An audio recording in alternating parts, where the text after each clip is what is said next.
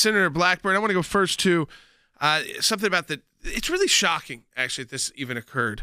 That the president sold, his report, 1 million barrels of oil from the nation's strategic reserve to a Chinese gas giant linked to Hunter Biden. And you said it's a China first policy instead of America first policy.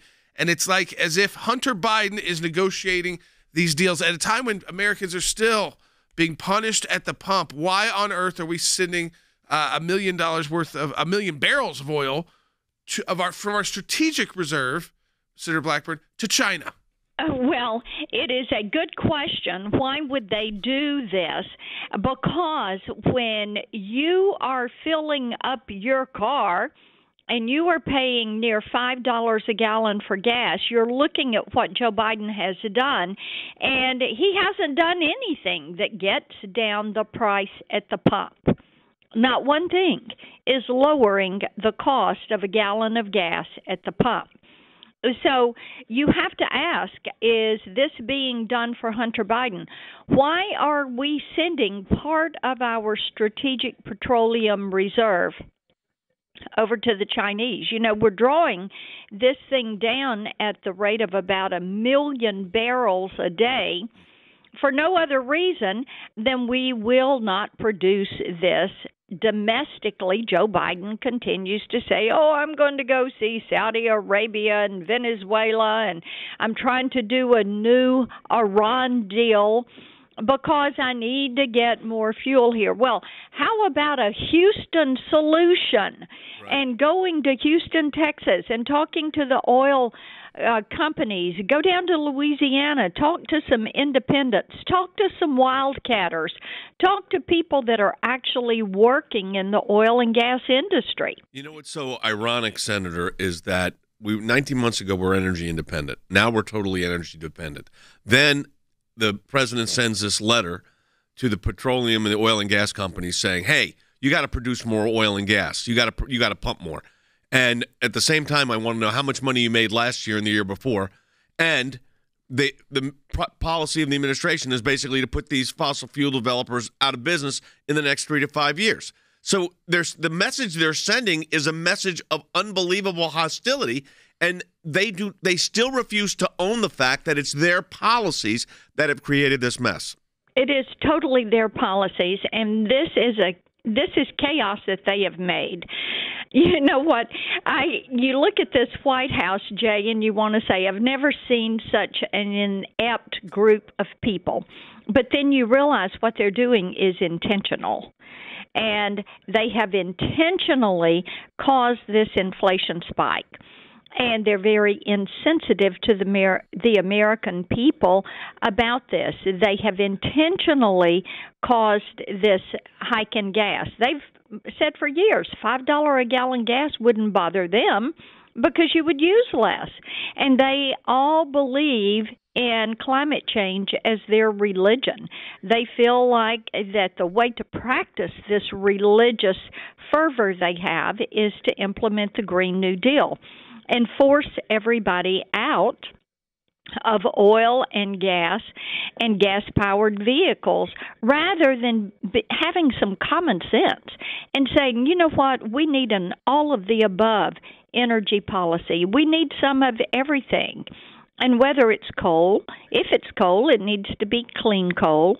If it is oil, there are clean processes. If it is natural gas, which, by the way, is one of the cleanest burning fuels that there is, you want to make certain that we are taking good care of our natural resources and our environment. Now, there's a way to do that, but they don't want that because they're into punishing people, and they're all interested in the government having control over your life 24/7.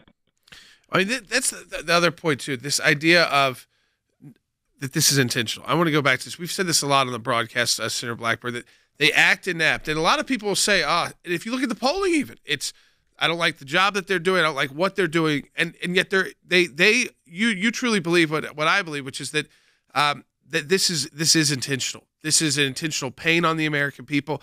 I do think that it should politically backfire come November and even in future elections. But the idea that we are going to punish the American people to ultimately get to electric cars, and which again our grid could not even put up with right now. Well, no, you're correct about that. Our grid could not support an all-electric fleet.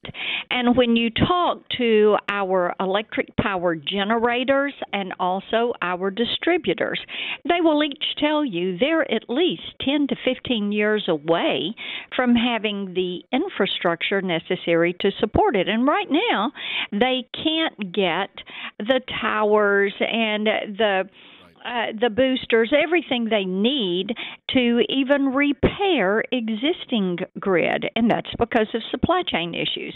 Now, had Joe Biden not declared war on the oil and gas industry, which he did when he was campaigning, which he did day one by eliminating the Keystone Pipeline, then taking Alaska offline, offshore drilling was taken offline, ended fracking, no new leases, no new drill permits, then you look at the compilation of all of that and you say, yeah, the Keystone Pipeline could have been finished. It would have been finished this fall. We would be a couple of months away from Keystone being finished. That would be 830,000 barrels coming in per day. Right now, we are releasing 1 million a day from the SPR. The SPR only holds 750 million barrels.